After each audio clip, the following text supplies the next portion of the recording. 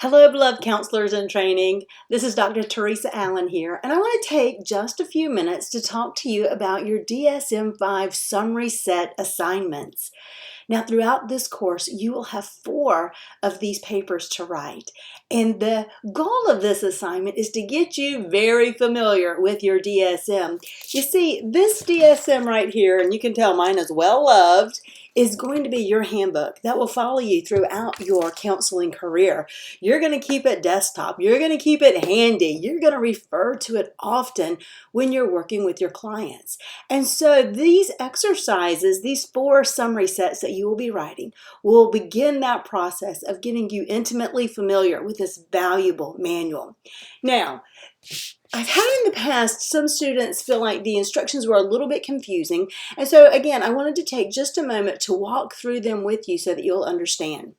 When you have a summary set, your instruction page will appear on Canvas just like this, and you will see that there are 4 categories.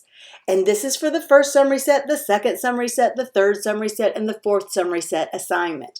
Now, when you have summary set 1, you will see that the 3 categories you will be writing on are bipolar and related disorders, depressive disorders, and anxiety disorders. Each of these 3 categories should be about 1 page in content each. So the total number of pages for summary set 1 will be approximately 3 pages.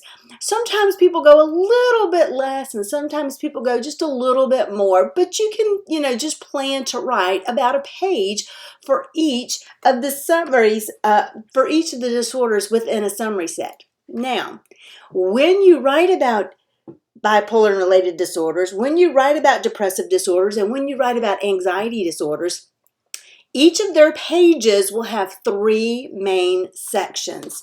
Those 3 sections are talked about also in your instructions. If you scroll on down, you will see overview, disorders, and risk and prognostic factors. So each of those disorders will have these 3 main sections on their page. You will write in the overview section about what is common for everything that falls within the bipolar and related disorders. In the disorders section, you will take the time to identify each disorder that falls within that category, and you will write 1 sentence for each disorder that identifies something that differentiates it from all of the other disorders within that category. For example, if you are writing about obsessive compulsive and related disorders. Let's say that was your category for that particular page. In the overview, you might write just a couple of sentences that talk about, there's obsessive and recurrent thoughts, there are intrusive, unwanted thoughts, and so just everything that would fall within that category, the similarities. Again, it doesn't have to be a very long paragraph, just, a couple of sentences. Then when you got down to the disorders section of that paper, you would identify each of the disorders individually. And so perhaps you might write a sentence that says, hoarding is the disorder where people find it difficult to discard possessions. Trichotillomania is the disorder where people impulsively pull their hair. And so you would identify each of those disorders and write 1 sentence each. You can write it as a bullet form. I'm okay with that. Just make sure that it's a complete sentence. And then in the final category of risk and prognostic factors, you will just choose 1 disorder out of all of the disorders within that grouping, and just talk about the risk and prognostic factors of that one particular thing. So the risk and prognostic factors, maybe I choose trichotillomania to highlight and write about those risk and prognostic factors. And that's it. Then you go on to your second page and you do the same thing all over again. I've got an overview section. I've got a disorder section that lists everything within the depressive disorders, a single sentence that makes them differentiate from one another. And then I'm going to choose 1 to write about in the prognostic factors. And so in doing so, you have got just this quick little review page that you can go to that says, okay, what is it about the depressive disorders? Okay, well, here's everything that makes them similar.